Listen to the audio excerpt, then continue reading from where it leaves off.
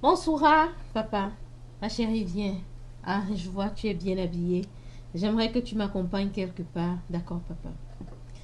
Dans la voiture, Mansoura demande à son papa, Papa, où allons-nous? Je vois, nous prenons le côté chic de la ville et je suis jamais venue de ce côté. Nous sommes toujours entre l'école et la maison. Oui, c'est vrai.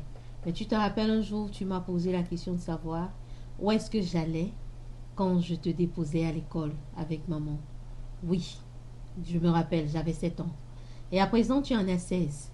Donc, je voudrais, au nom de toute la confiance et de toute la fidélité que tu montres à ta famille, t'amener quelque part où tu vas te sentir peut-être plus à l'aise encore. D'accord. Tu sais, Mansoura, bientôt tu vas aller à l'université. Et j'aimerais que tu sois plus consciencieuse que jamais. Parce que ce que je vais te montrer, ce que tu vas découvrir, va t'amener peut-être à être plus aguerri et plus formaté à tes responsabilités futures. Ah, bon, je vois. La porte s'ouvre. Bonjour, monsieur Mansour. Bonjour, madame Mansoura. Bonjour, monsieur. Bonjour, monsieur Mansour. Bonjour, madame Mansoura. Bonjour. Qu'est-ce qu'elle a grandi? Mais papa, qui sont ces gens? Ce sont des employés. Oh, l'ascenseur s'ouvre et puis nous entrons dans le bureau. Un très grand bureau au 72e étage. Dans ce bureau, il y a une table avec 3 chaises posées au centre du bureau. Mansoura prend place. Mais papa, c'est la chaise du directeur général, je parie. Oui, c'est sa chaise. Et s'il venait me surprendre à m'asseoir dans sa chaise, qu'est-ce que je vais lui dire? Non, Mansoura, ne t'inquiète pas, je trouverai les mots justes pour le convaincre. Ah, d'accord. Toc toc, c'est Myriam. Bonjour, monsieur Mansour. Bonjour. Bonjour, madame Mansoura. Bonjour. Est-ce que je peux vous servir quelques liquides? De l'eau minérale, Myriam, avec 2 verres. Merci. Merci, monsieur. Bon, mais comme je te disais, Mansoura, je travaille ici. C'est moi le directeur général. Pardon? Oui, et maman est la directrice des opérations. Son bureau est à 2 étages en dessous du mien. Ah, mais vous avez 2 voitures, pourquoi alors? Pourtant, vous venez dans le même bâtiment. Nous n'avons pas les mêmes horaires de service. Ah, je vois. Tu sais, j'ai rencontré ta mère à un symposium quand j'étais un peu plus jeune. Et nous avons longuement échangé. Nous avons partagé pratiquement les mêmes idées pour la construction du consortium. Et c'est comme ça que nous sommes propriétaires. Papa, vous êtes propriétaire? Oui. De ces 5 immeubles? Oui. Et j'aimerais que tu prennes ton éducation au sérieux parce que plus tard, là sera ton siège. Je t'orienterai, je te guiderai. Et à l'université, il faudrait que tu sois très, très, très consciencieuse. Plus que tu ne l'as été au lycée. Ah, d'accord, papa, je vois. Mais dis, qu'est-ce qui t'a poussé à devenir bâtisseur? Allons découvrir le bâtisseur.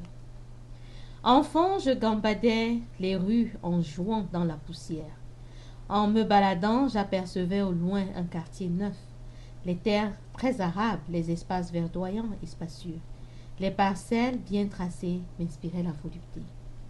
Mon cœur palpitait en disant j'y reviendrai un jour m'y établir. Mon petit enfant, tu es un bâtisseur en devenir. Plus le temps s'écoulait, plus j'aiguisais ma curiosité, plus je me projetais et travaillais pour l'achat et l'acquisition. L'air y est frais. Un flanc s'expose sur la montagne et l'autre donne sur la mer. L'acclimatation sera un délice pour plusieurs. Quand j'aurai une famille, je m'établirai ici avec des pâturages. Quand j'y pense, mes parents y savoureront leur retraite.